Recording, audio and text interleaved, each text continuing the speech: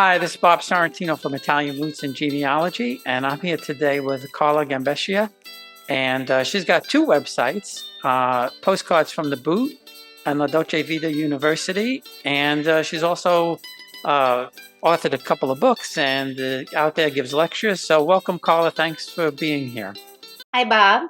Glad to be here. I'm here recording live from the From Venice. Academia Bridge. I wish, right? Yeah. Oh, I know. I wish I was doing these things from Italy. Right. It would be so much more fun. Yeah. But these turn out to be a lot of fun anyway. So certainly want to talk to you about the two websites because they're great websites. But before we do that, where are your family from? Well, so this is interesting. I grew up, I grew up in South Philly. I grew up in a super Italian neighborhood with parents who were very, very proud of their Italian heritage. But I think a lot of people of, our age, our generation, have a real sense of, what regions they were from and they knew.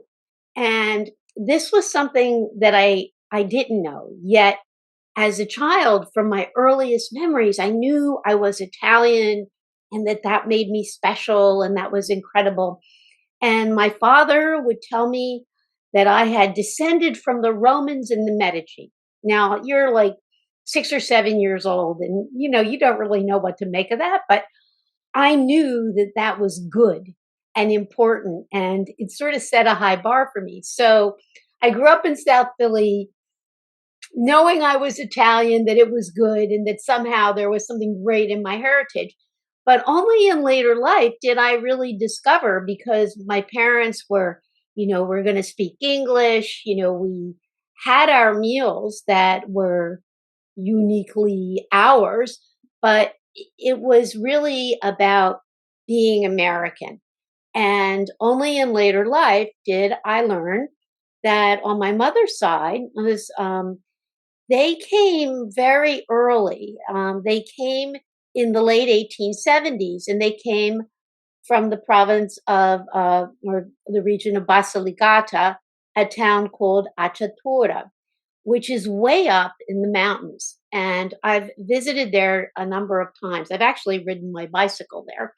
And I really don't know how they got to the boat, because it is very remote. That area is also known as the Piccolo Dolomiti. And there was an influx of Italians at this time from the south.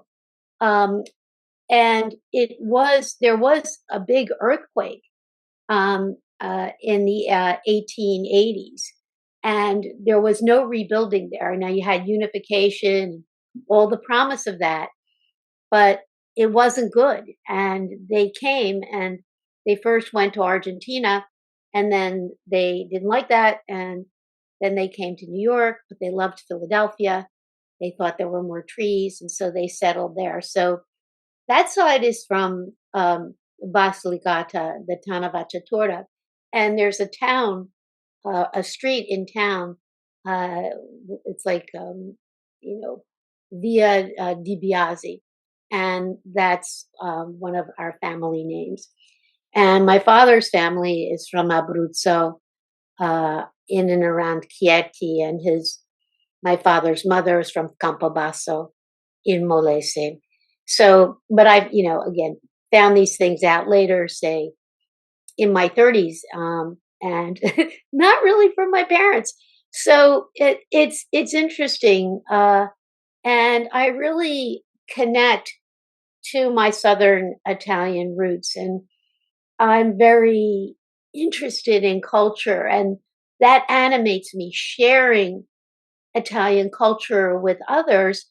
Um, but personally, when I travel to Italy, I love the cities, I love the museums.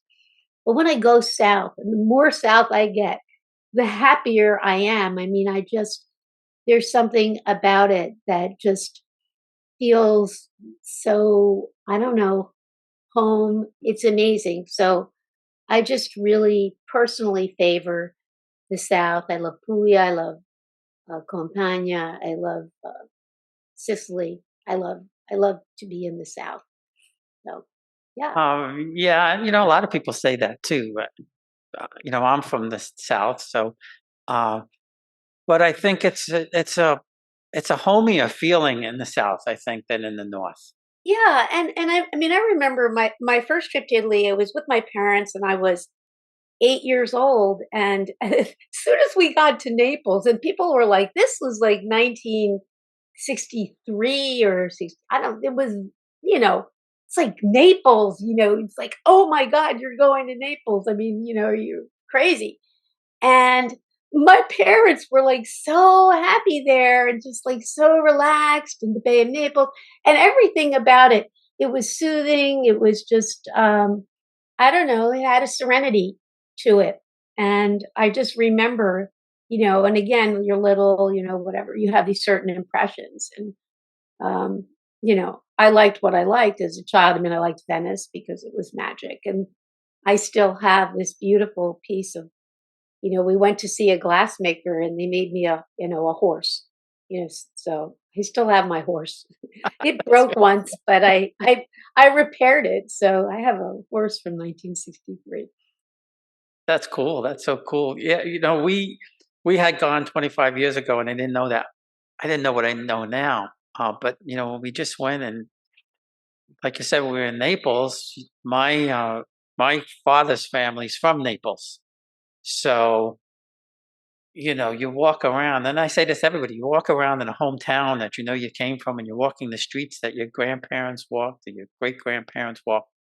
Uh, it's a it's almost a spiritual feeling, you know? It definitely is, and I mean, I feel that way in Acciatorre. They have this amazing festival in May. It's called the Maggio, which is they have this kind of it's pagany thing, where they have the wedding of the trees, and it's a male tree and a female tree, and they whatever.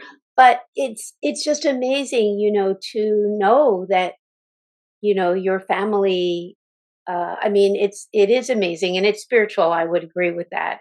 It definitely has an incredible feeling. But honestly, I arrive and on a plane wherever I land, as soon as I get off, I'm happier. I'm just like, oh, I'm here. I'm like so happy that I'm here, and it just everything, all the tension, it just drains out, and I'm suddenly in this beautiful place of joy and beauty. And I mean, so much of what I've done, and this is something that for me, the rediscovery, I had these seeds planted when I was young, and I went about my life and I did things that, I just did things that were not centered around Italy or Italian culture. I was a marketing consultant. I traveled a lot in the Far East. I did a lot of things very far flung, very mind expanding, very interesting work. And um, it was, I don't know, it was like maybe 1995, 1996. I took a bike trip in Sicily. And again, people were like not really going to Sicily in like the mid 90s. And something happened when I was there. And it was, I kind of consider it my personal renaissance, where it was really life changing. I came back and, I mentioned I was a consultant, and I specialized in food marketing, food, beverages, um, food service. Uh, and I came back and I'm like, I am going to open a restaurant that it's going to be a concept. I'm going to duplicate it. I'm going to have gelato and coffee and a mozzarella bar. I had these ideas. And I'm going to celebrate culture. I want people to come in and have the food be this portal to culture. I would tell stories and use food to tell stories. And so, sure enough, so I had this vision and I was going to open a restaurant. And it took me 20 years to do it. And I did. And so, but that particular trip, this trip to Sicily, where, the services weren't good, the bike trip was disorganized, it didn't matter one bit because the people they embraced us. And the tour people they were so gracious and trying so hard, and it was just a feeling, and it was just magical, transformative, and it did change my life. I mean, I opened a restaurant, and it was better than what I had in my head. And people have memories. It's interesting. I do this blog, Postcards from the Boot, where I do interesting, like, sort of photo tours. It's like a little mini vacation once a month. And someone wrote to me, she said, "Oh, I hope you're going to open another restaurant." And I'm thinking, never, never, never. But, It's so you much know, work, right? I'm, she's saying she missed it so much, blah, blah, blah, all these happy memories. And to know that, I end up creating something that was a part of other people's lives. I mean, it changed me, but it was part of other people's lives. But, I did programs. I had Italian classes for children, and, they learned food words. It was really nice, but it is hard work. And I realized that I could do more, reach more through my writing and my blogging and my lectures, than I ever could, in a restaurant that's seated 50, So there's just so much that you can do in terms of outreach with something like that. But, Yeah, no, and I that was part of understand. the And journey. when I started doing my stuff, I was doing the blog and writing and everything, and that was fun. It was great, but it was only one way, and Right. that's why I'm doing the interviews now, because everybody's story is similar, but yet so different. The family history, uh, the stories about how they discovered their family, the little skeletons in the closet and stuff. And it's just Oh, yes. it's so cool It's to hear these things, yeah, yeah. And everything I've done really, I've dedicated to my parents because, they, even though we had this kind of, on the outside, we're American, all of this, the how we were proud, and the pride in being Italian that was instilled by my parents. Now my father, and they were different, and they gave me different things. So my father was a physician. He died when I was 11, but his influence on me was incredibly powerful. And he was a great storyteller. And he would tell me, on Sunday we would have Italian lessons. So we'd do words and we'd talk.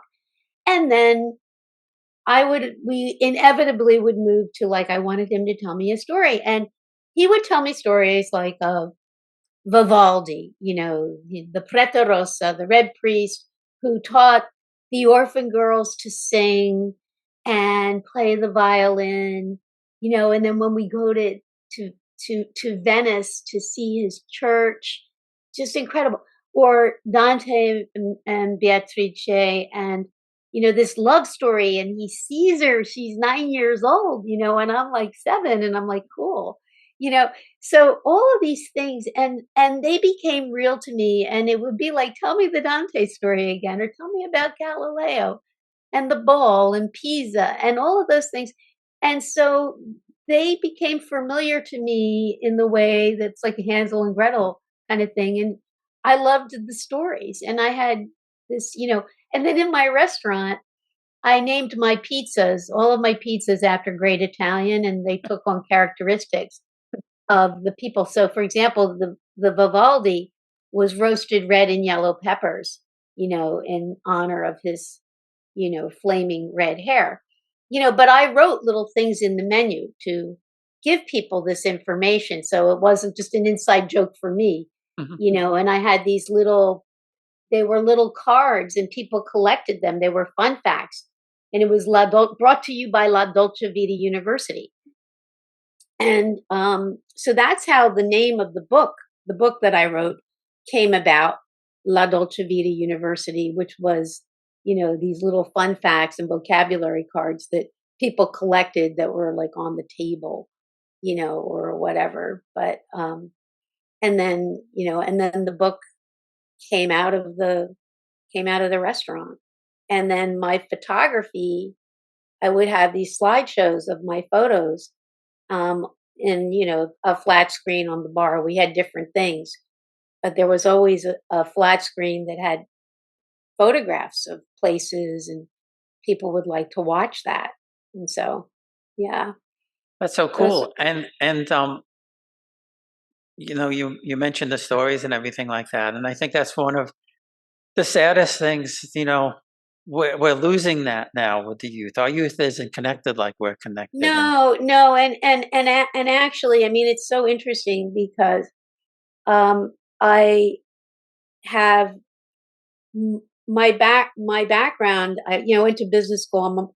I was a marketing person, and so everyone has all of the organizations, uh, all of them, have this issue with declining membership. How do we engage youth? And then basically we have all these people who are, like, I call them fractionals. They have maybe one grandparent, and you know, people are, you don't have the close family bonds. People move, all of these things.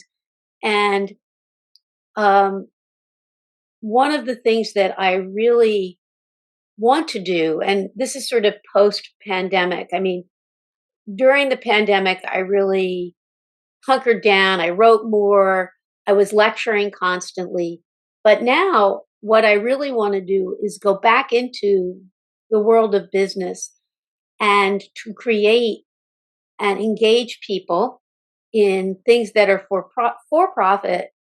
Because actually, like charitable things, it's hard to keep people's energy. Like when it's, Mhm. it's like you get people given the opportunity to make money, they'll be excited. But things that actually promote an amazing image, exciting image of Italy, and young people. So for example, like one thing I really want to do is to create and this is part of it's what I was trying to do with really my restaurant, but it was like a restaurant, and it's hard when you're doing food service, full menu, it's harder. But if you're doing gelato and coffee and small plates, you can do more interesting things. But to create a space that makes a statement about Italy today, oggi, Italia oggi, bar oggi, where young people can come in and say, wow, this is so cool. I think I'm a quarter Italian, my inner Italian. It's like, get people to really embrace their roots. I mean, it's a country people love. They want to visit it. It's like most popular country always to visit. But to really get people to engage with their roots and to embrace that, fractional part of themselves, because I think that, there's been various research studies, and I'd like to do a more thorough investigation of this. But like, people don't want to be French. I mean, they don't want to be French. Italian, it's Everybody wants to be Italian. everyone wants to be Italian, right? Exactly. I mean, you talk about, oh my, I would say this to people in my restaurant. I would say, you have an inner Italian. And no one said, what do you mean by that? They said, of course I do, and they understand that that's like their best, most expressive, fun, engaging, like, yeah, happy self. That's what, and so there's something really powerful there. And I, I really think that, um, our community would do itself a great service to, uh, you know, young people are not going to join the organizations. You can try, but I think that that's a uphill battle. I think we have to engage young people in different terms and think about things, in different ways. I mean, I um I would love also, I met an amazing person, a theater director down in Agrigento, who really loved my book. And I've been kicking around with him like, could this be, a Broadway musical? Where, it's think of Book of Mormon or Cats or whatever, where instead of bada ba bing and the mafia, you have Italy and all of the cultural contributions, but done in with fun. I mean, everything I write about is meant to be, I say, edutaining, where it's uplifting. You learn something, you maybe laugh. I just want to make it fun and exciting, and it's just it's unfortunate that um and so many of Italians have taken roles that have promoted these less than positive images of these, and that have become stereotypes, and it's negative. I mean, we're fully integrated nationality, and yet these images persist, and and it's almost like young people think, oh, that's cool you Yeah, know yeah, no, yeah, that's true. And there's a couple of us been talking about it. We have to do what the Jewish people have done for the last 20 years, and that's well, to the send our youth birthright. birthright. Yep, Yes. exactly, exactly. And And I didn't realize how big it really was until Frank and I were talking about it.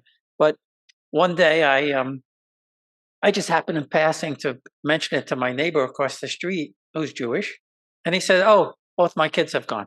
they all go, and well, of Yeah, course, they're well funded, and they know how to organize. I mean, this is the herding of cats, but with the Italian community. But one thing, I mean, it's very interesting. The National Italian American Foundation has a program called Voyage of Discovery, and it was endowed by a former ambassador, but they're sending about 200 kids a year, and you know it would be great if they could send 2,000. I mean, yeah, maybe it's not a birthright thing, because actually I think it's nice if you feel that you earn it, and that there's something, you have to actually write something in order to qualify, or it's almost like some kind. It's something that I think should be a goal for young people, as opposed to you just get to go. But I mean, and this is another thing. I mean, there's a mindset within the Italian American community about their little scholarships. Okay, so these scholarships, there's a lot of ways that kids can fund their education, and the scholarship, that whole pattern of you know monetary support, and what it did, back in 1930 or 1940 or 1950, it's completely different than the environment today. And that money could be better spent sending kids um, on this voyage of discovery. And this, again, and it's, how do you get these organizations to work together?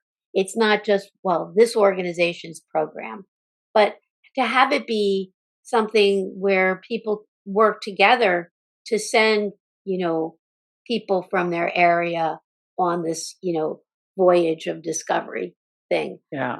And And I'm working with somebody. The person who did our tour. We're doing a couple of things, but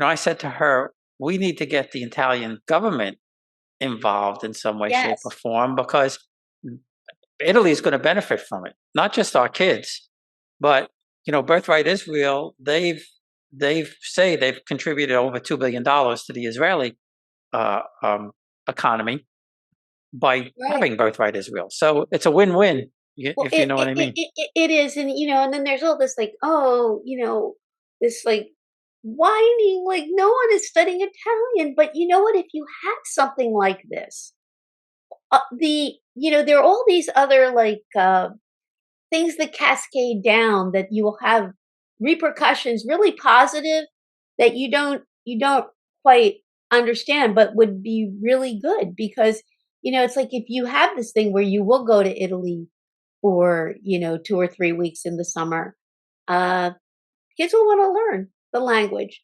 And I mean, it's and especially now, like, I don't know, I can't speak to this, I don't have children, about what's being taught in school, or but I can remember, like, just the whole learning about ancient Rome, all Yeah. of these things, and That's all you gone. know, My it's kids are all young. That's all gone. They it's all don't, gone. So and they're not, and the thing is that they're not really going to engage in that way necessarily in a more academic way, but there's a spirit in Italy that it's just they want to be stylish, they want to eat the food, they want to be there, they want to gesture, you know, all of these things that can, be those seeds because, and again, I feel so fortunate. I mean, my parents planted these seeds for me and I went about things, but I came back and I came back to them later, but the seeds were there. And I mean, my mother, I mean, she just loved art and she would like to look at art books and I would sit with her when I was little. I learned yeah, which artist was which. And yeah. so I learned those things. So I want to talk to you about the websites because I think they're two great websites. Well, So thank you. postcards from the boot. Um, Now I know how you have a lot of your stuff out there, but people could also contribute their Yes. stories, right?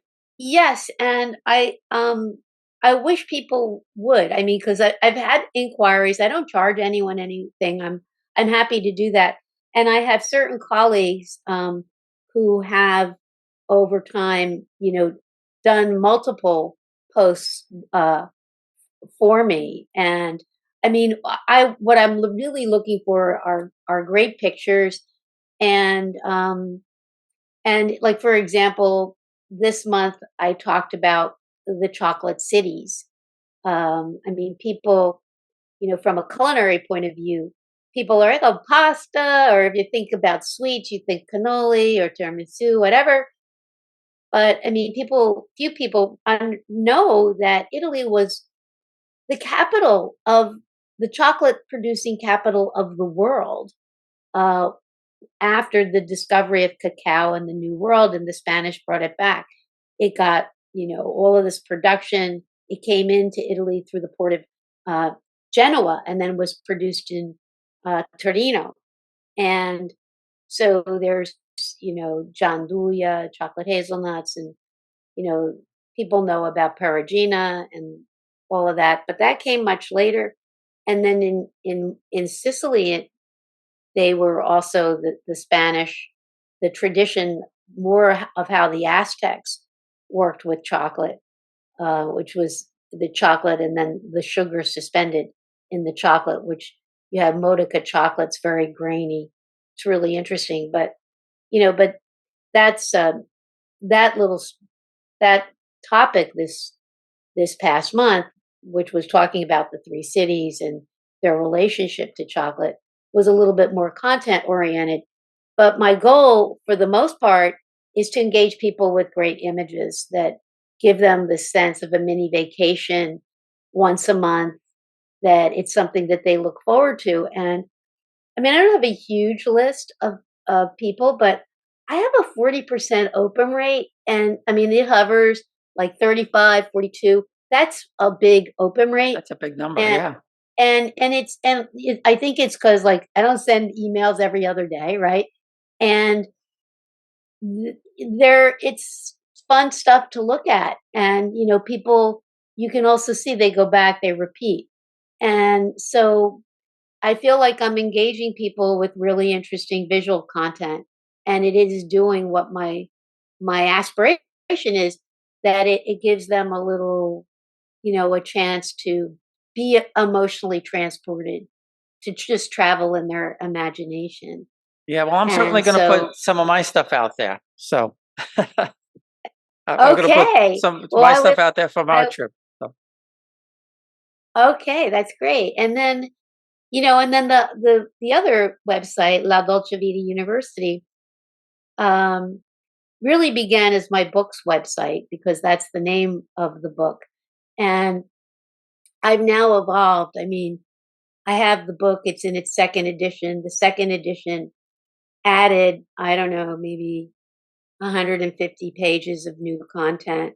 So it's a pretty big book right now. It's nearly 500 pages. Sometimes I think, oh, I can have a volume one, volume two, because I keep writing. And the book itself is kind of like a fun encyclopedia, and it's La Dolce Vita University, an unconventional guide to Italian culture from A to Z. And the A to Z is really a reference to, it's organized by letters of the alphabet. So, like, A is for Arlecchino, A is for Amoroni, A is for Amoretto. And it just, it kind of breaks things into little parts. I say they're tesserae in this like very grand mosaic that is Italy and Italian culture. And so that's the book. But, more and more I have found through speaking engagements that, I do lectures on a particular topic. I also do these trivia challenges, which are Q&As that are fun around a theme like Venice or antiquity or food. I do a trivia, Italian cultural trivia for foodies. Always people love that. So I do these programs. And so La Dolce Vita University is now, it's much bigger than the book, but it's kind of this platform, edutainment platform of fun learning and just ways to engage people about Italian culture without being overly academic. Just to engage them in a more playful way. So you learn something, and that's cool, and you're Yeah. happy.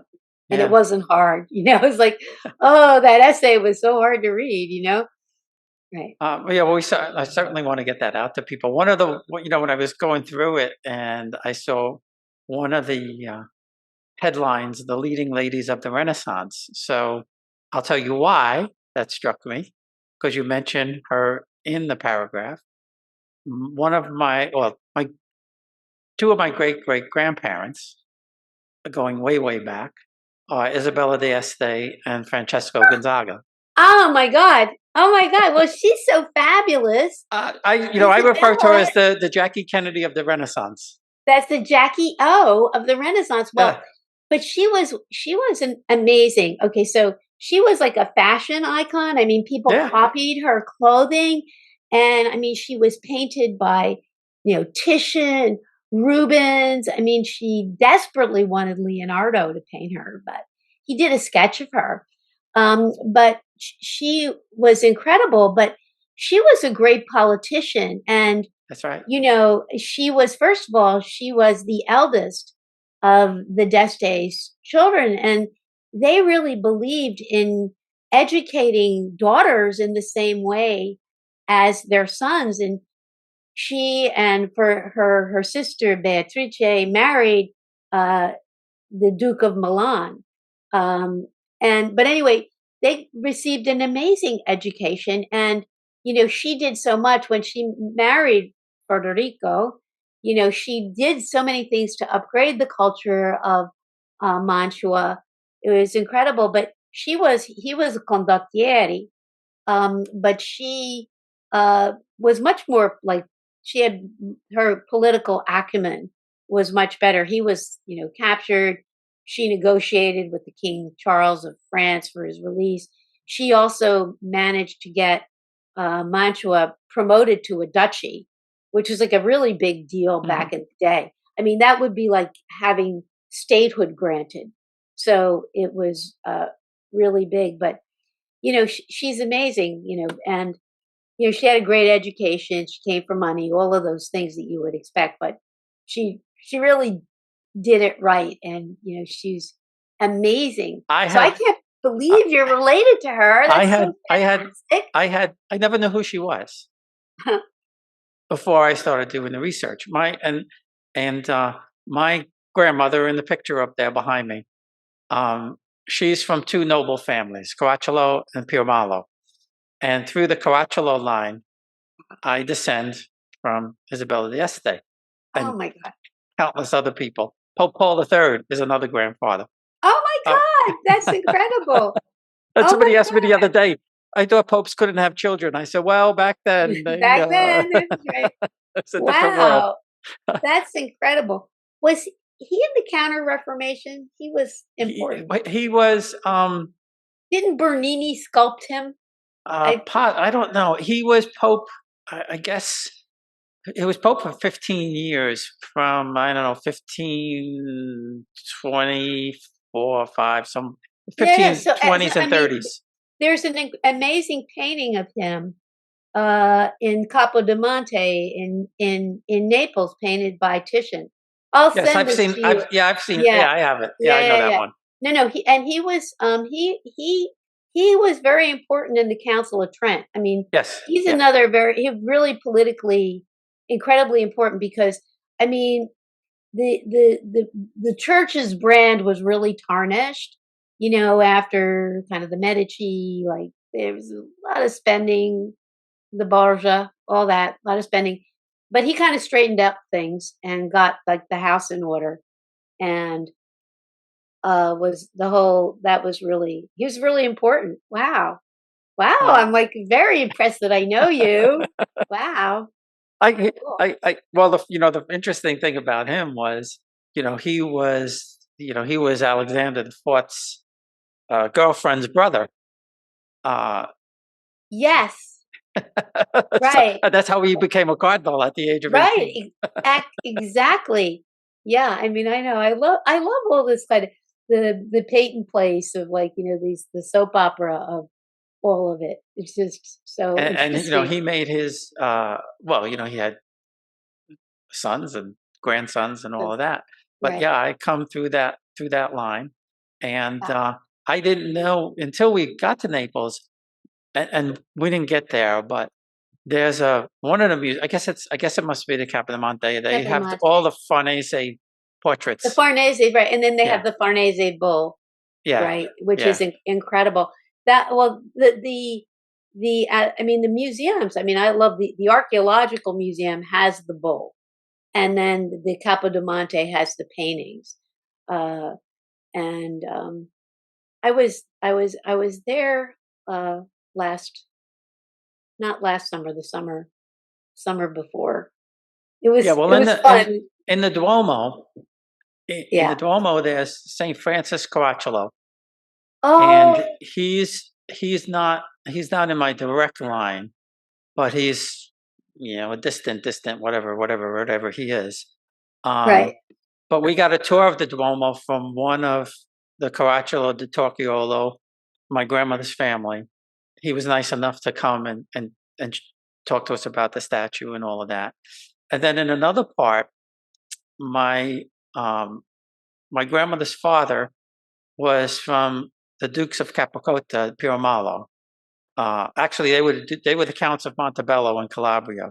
Well, Wow. my third great grandfather was Wow. the Count of Montebello.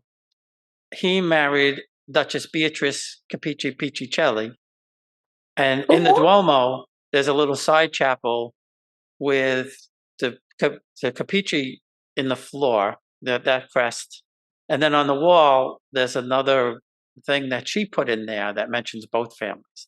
Wow, Um, that's fantastic. Wow. I'm so it, impressed.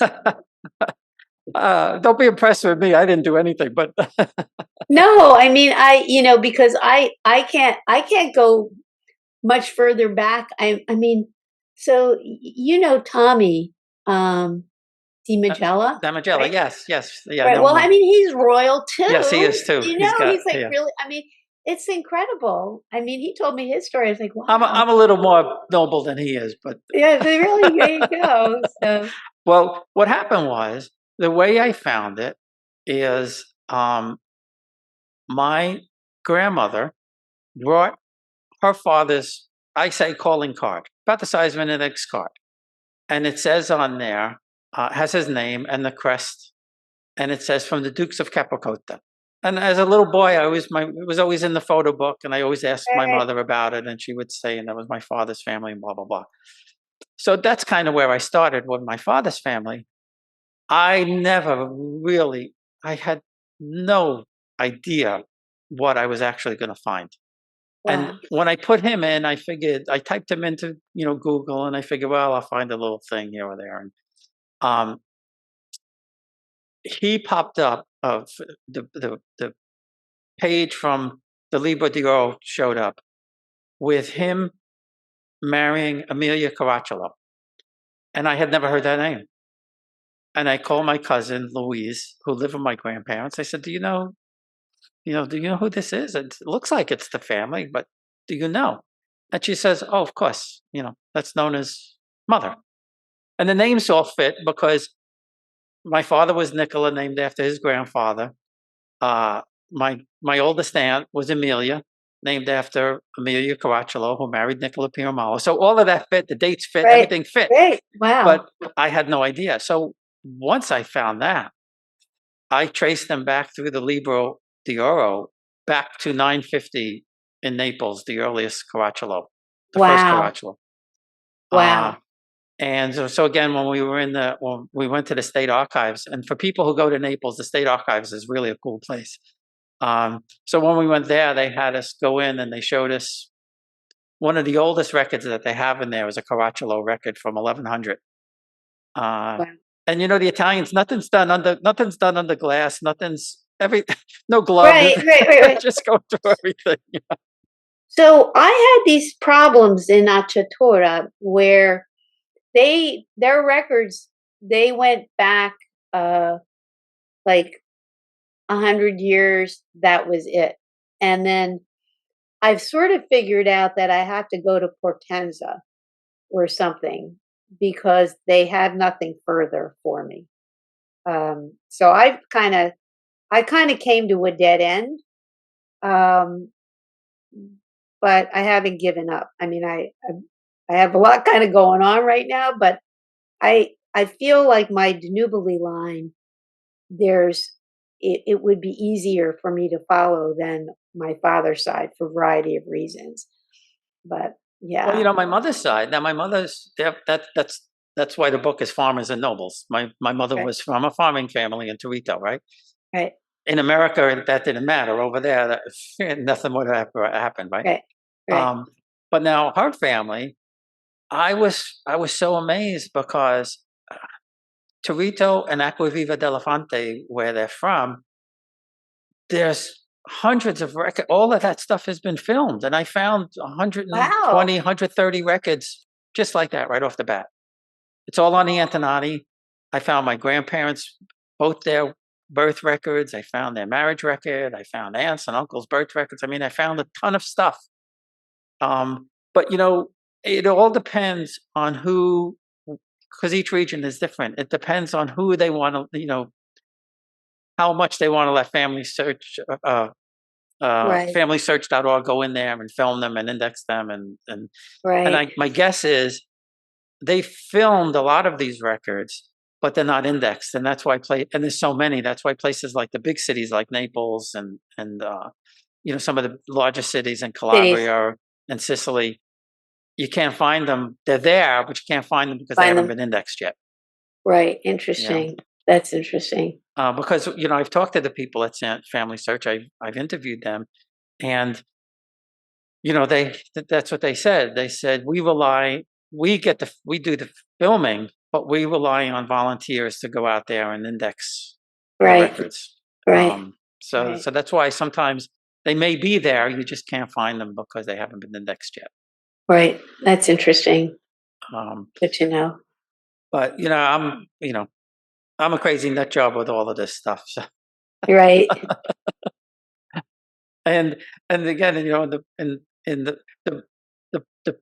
back of the book, the back cover from the book is my grandmother, and I just got this few months, well, maybe 6 months ago.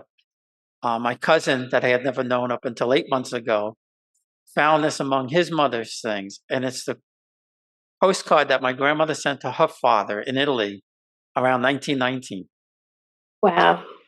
And his mom is my grandmother's half sister, or and they were my great grandfather married somebody 30 years younger than him after my great grandmother died, Right. and she saved this. So I was just blown away when he sent me this picture and said Right. my mother had this postcard. So Right. this is a postcard to Italy as opposed to a postcard from Italy. From Italy. I know. It's incredible. And her Just handwriting incredible. on the back, her handwriting on the back. So, Right. uh, and uh, it was happy, but it was also sad because she knew when she wrote this postcard, she was never going to see her father again, Other again. Right. you Yeah. know? So, Right. but I tell people all the time, I said, you never know what you're going to find. You have to keep digging. Sometimes you have to walk away for a while, you Right. know, to clear your head. Exactly. But it's out there. You just have to be patient and then something will pop up. Right. Right. Um, yeah, I'm certainly gonna get those websites out there, and we'll encourage people to send their trips and put them on Pictures. postcards from the booth. I would really love that. And it's nice. People write to me. I mean, I have gotten a lot of new friends just through, people, and I don't know, people kind of discover it either organically or someone shares it with them or whatever. So, yeah, but I really feel, uh, you know, that I'm a little bit on a mission to Me share and too. Yeah, engage, and that I'm doing something. It's small, but it feels important. And since the days of the restaurant, I mean, I've just met so many interesting people, and my life's just taken a different direction, and it just gives me joy.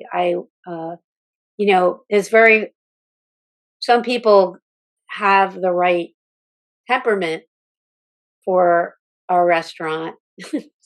And I did for a little while, but it's a lot of repetitive things. You have to do things the same way. People expect consistency, and I I just really want to share with others the things that give me pleasure, which have everything to do with Italy. And I don't know, it just makes me want to get up in the morning and, do my stuff because, and especially when you get feedback and okay, it's small, but it means something to somebody. It really yeah, matters. yeah. I feel exactly the same way. I you know that's I retired from banking. I guess it's 6 or 7 years ago, and this has pretty much been my life. My wife says to me, "You're looking for dead people again." I said, Ah, "Yes, I'm afraid I am." yeah, Uh, good. Well, but keep it up. but that's my goal. My goal is to my goal now, I feel, is to kind of one, educate people, like you said, about the good things about Italy, not all this crappy stuff we see in the movies. And then Right. also we got to get our youth connected back there. That's Right. very, very important to Right. me. And it's interesting because I have a very dear friend that I've met through my lecturing, and she's the head of Italian studies at Kent State, and she also runs their overseas program. And what she says is, just give me a kid for 2 weeks, and I will change their life. And Hmm. she's one of the most amazing, charismatic people. You should speak to her. I'll send you her name. She's amazing. And she is like this Pied Piper. She's amazing. And it's when and then you have someone like that who can facilitate this for young people. And what's sad is, for example, in certain universities, Italian studies programs are being, dismantled. I mean, and it's crazy because it's like, oh well, we have to make it easier for people to graduate, so we won't have a language requirement or whatever, and it's tragic. Yeah, But um, she's this is one of the most charismatic educators, and she's an amazing person. You must connect with her. yeah. I'd love to talk to her. I'd love to get her on an interview for Yeah, sure. No question yeah, about it. No question. absolutely. Well, thanks, Carla. This has been a lot of fun. I appreciate you taking the time all the way from Venice, and we'll have to talk again. Yes, it's very La Serenissima today, very serene. So it was wonderful. I'm so glad you had me, and I had a lot of fun. Great to Great, meet great. you and get to know you.